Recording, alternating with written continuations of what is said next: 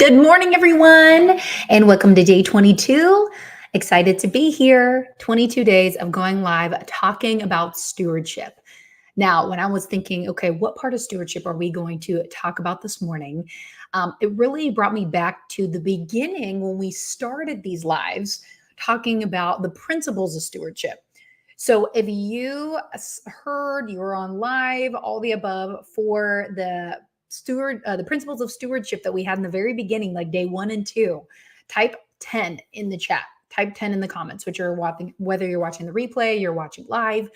But I want to dive into kind of recapping these 10 principles to really step into stewardship. So, over the last 22 days, not only have we gone over the different principles of stewardship that we're going to recap here today based on all the conversations that we've been having, but we've been talking about stewarding visions, stewarding our finances, wisdom.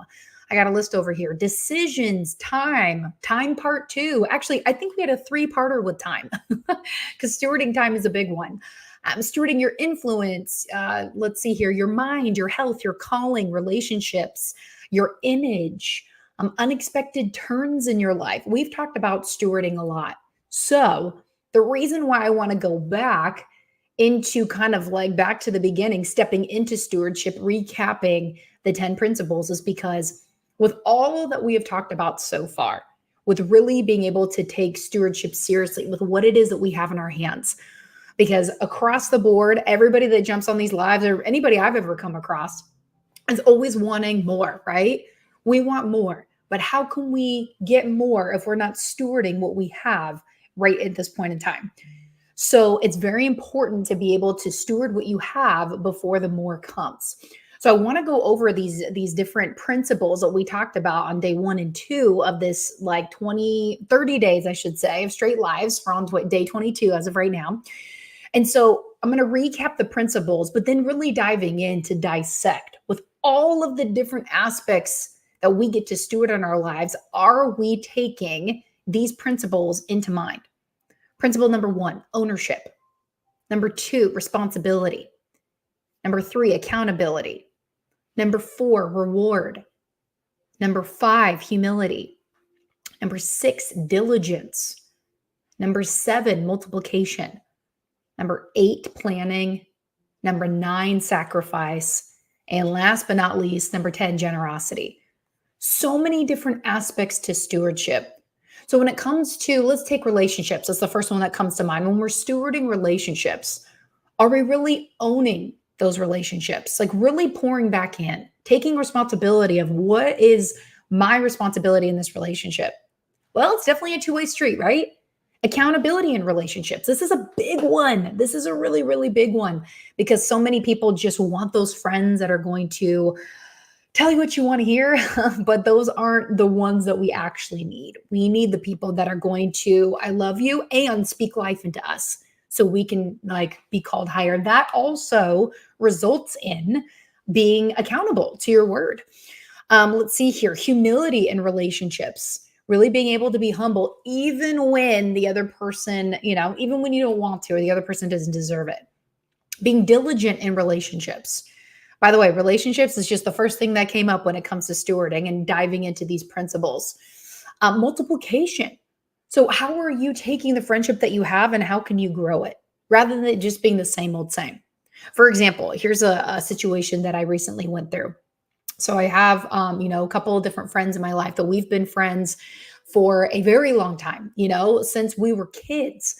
And so I could have had that relationship stay the same. Both of us could.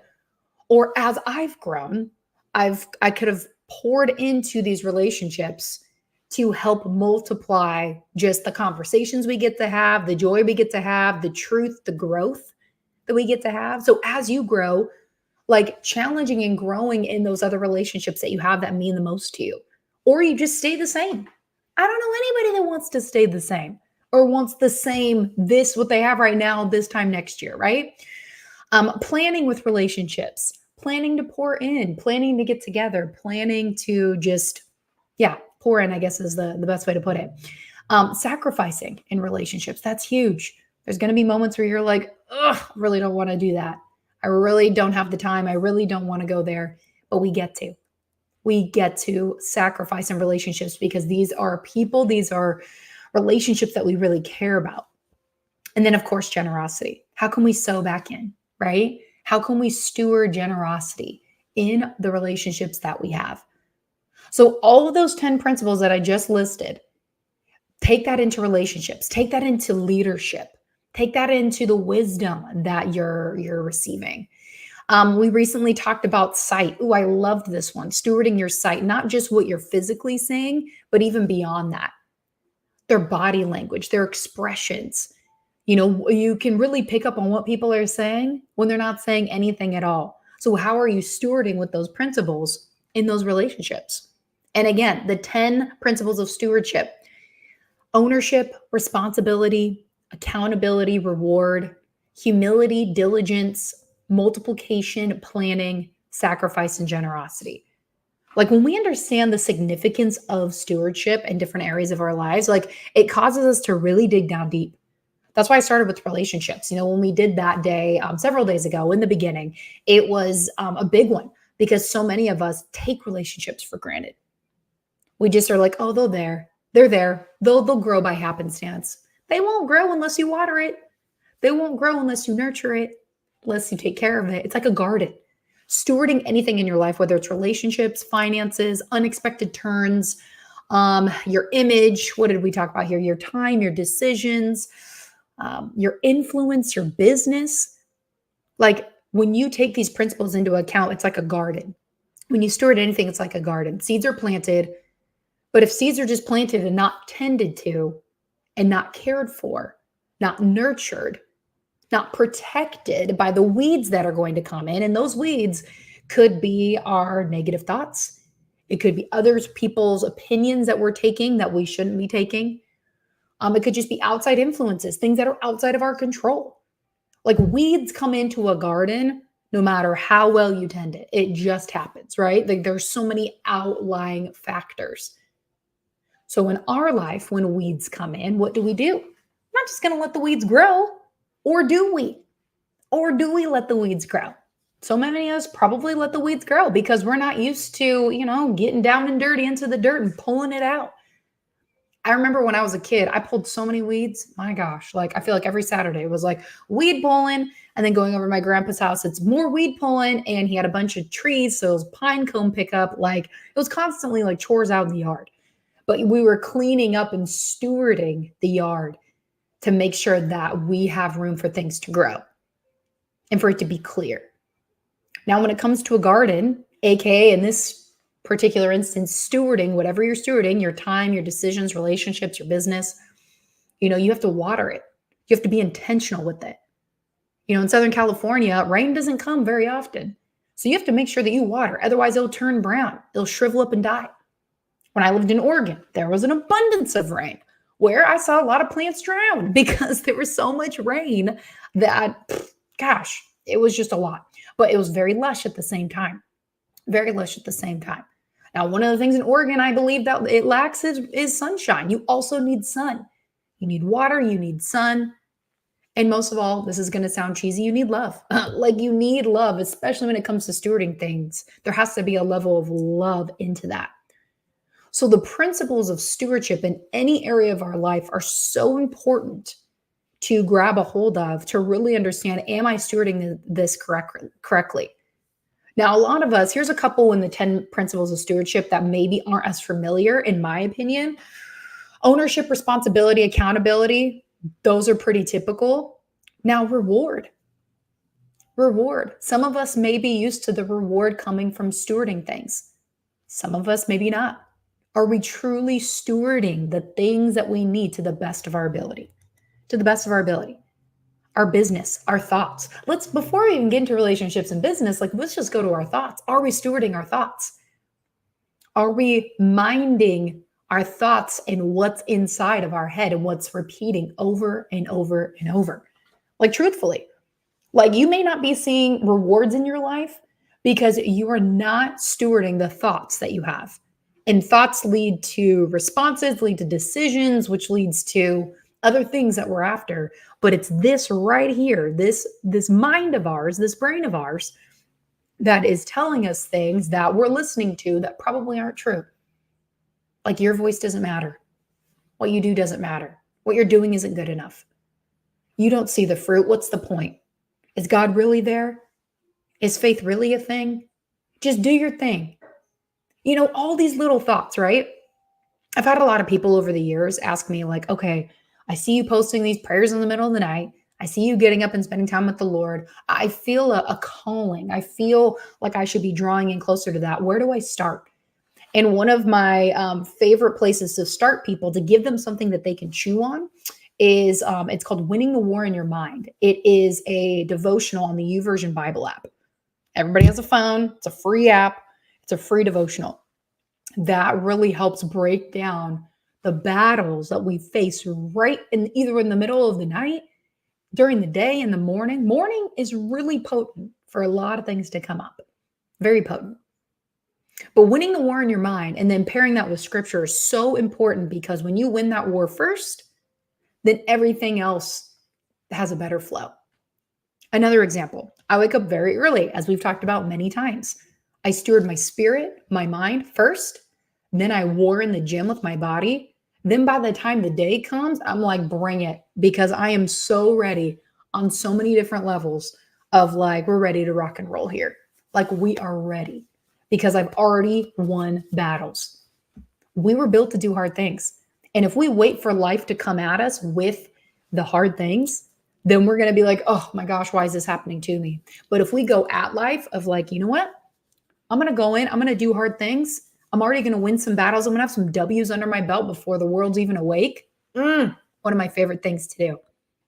I'm stewarding that time. I'm stewarding the ability of me to grab those wins of pouring into my spirit, clearing my mind, focusing my mind, pouring into my body, because I want to. I don't have to. I have free will. I absolutely don't have to. And there's been mornings where I don't. And then I pay the price. I'm like, oh my gosh, my peace is gone. I don't have patience for people. Like I just forget it. Forget it. So stewarding your mind is such a big one. And the reward that a lot of people are after, they're not getting, because it starts here. And if you don't win this thing, then the rest is not going to follow. Another thing with the principles of stewardship, planning. Planning's a big one. Planning is a very big one. I know a lot of people that just wake up and they're like, oh, we'll just see what the day brings. For me, I have my week already set for the next week with some room for flexibility with other twists and turns that life's going to throw at me. But I already know the day before, even a couple of days before, like this is what my day is going to look like. Over the weekend, I'm like looking at my day for Monday. Okay, how can I strategically plan? Like for example, today, having calls, recording podcasts. We have several trainings on this Monday for our Kingdom Speaker Academy, Radiant Leadership Academy, our weekly training for our ambassadors in our program. And I run all of those. Monday's a very big training day. And then I'm like, where do I have a break? Because I need to run to Target. And because I know where my day is and I know what I have planned, I have a little piece in there of like, okay, quick run to Target. I need to grab a few things because I know I've already planned it out. So I can plan the like, oh, we ran out of this. I got to go to the store. Oh, I need to grab this really quick. Or you know what? Because I get up early, if I'm tired, well, I might be able to plan a nap. Planning is huge. Planning is huge. And stewarding what you have throughout the day, knowing that maybe if it's a heavier day, which Mondays for me are always kind of crazy in the best way, like Monday's going to be a busy day. However, if I have a more open days following, I might take a little break here and there just to recoup because I'm going to have another busy day again. Like understanding where you can plan to pour back into yourself as well and get those things done. So I hope this is making sense. I really hope this is making sense, because the principles of stewardship are so important. And when you look at all the things we get to steward in our life, our mind, our body, our health, our relationships, our business, unexpected turns in life, our money, our home, seasons of life. I know that's a big one for people to steward because maybe you're not in the most favorable season. And it's hard to take responsibility and accountability to be in a hard season. It's hard to see the reward and have humility and be diligent. It's hard to see multiplication in a hard season, right? You can definitely see the sacrifice. It's hard to see the generosity. It's hard to see the planning when you're in a hard season. But when you're in a hard season, all of those things are happening on the back end, even if you don't see it in the physical. All of that diligence that you're having, the responsibility, the accountability that you're taking, the sacrifice, the generosity you're still giving, the multiplication will come, and the planning, just keep doing the best that you can when it comes to planning.